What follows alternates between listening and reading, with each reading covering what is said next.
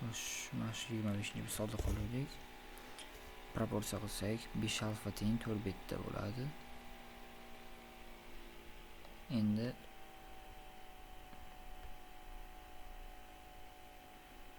mana ikkalasini alohida qilsak 3 beta teng bo'ladi 5 gammaga. 5 gammaga teng bo'ladi. Endi 4 alfa 3 gamma 3 alfa teng bo'ladi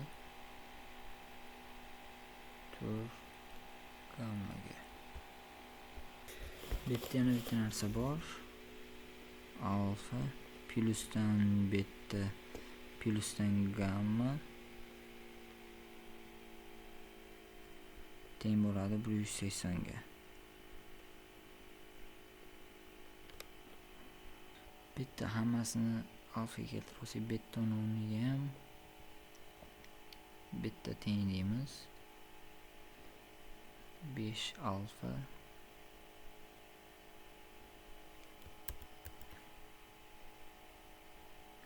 taqsim 4 bit 4 o'z bo'ladi. Gammaga keladigan bo'lsak, gamma 3 alfa taqsim 4 bo'ladi. Endi alfa plyusdan 5 alfa taqsim 4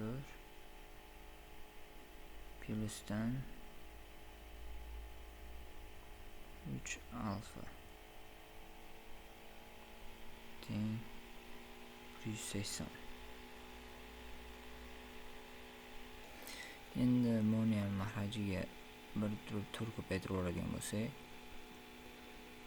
4 alfa plyusdan 8 alfa taqsim 4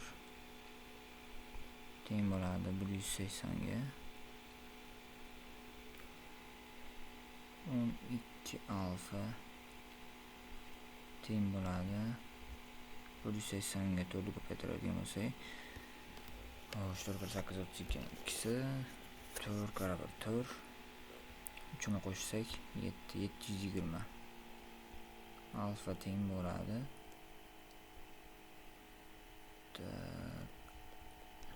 60 bo'lar ekan. Keyingi misol endi 26-misol. DAOS 90 gradusli o'lchak 90 gradusli o'lchakni bergan ekan. AODni so'rayapti. AOD mana shu oyoq o'lchakni so'rayapti. Xo'sh, demak bu 360 gradusli burchak esa 180 mayt 90 ga 110 ni qo'shsak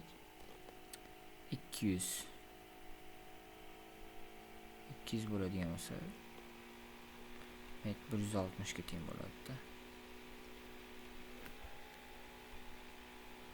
160.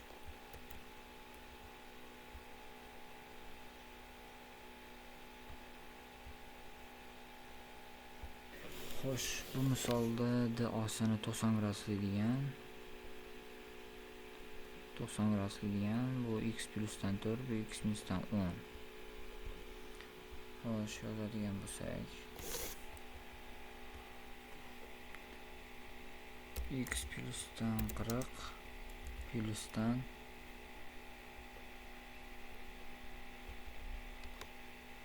x minusdan 10 ekan. X minusdan 10 plyusdan 90 teng 360 ga. Bitta 2x plyusdan 120 plyusdan 2x plyusdan 120 teng 360 ga. X teng 120 bo'lar ekan.